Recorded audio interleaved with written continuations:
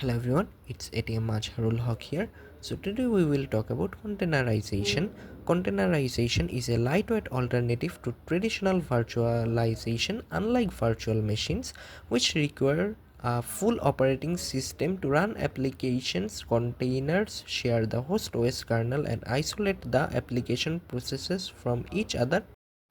Importance in DevOps and cloud environment.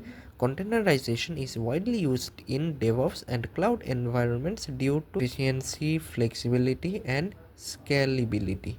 History and evolution. The history of containerization can be traced back to the early 2000s with the introduction of lightweight processes. This paved the way for technologies such as LXC, Linux containerized, and subsequently Docker architecture overview.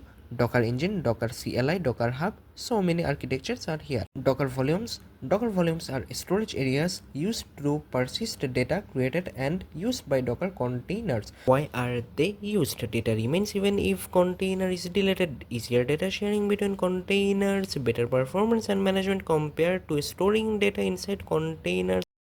Docker network types and their purpose. So we have type bridge, host, non-overlay. Docker networking types and their purpose. There are four types: bridge, host, non, and overlay. So I write the description and use case.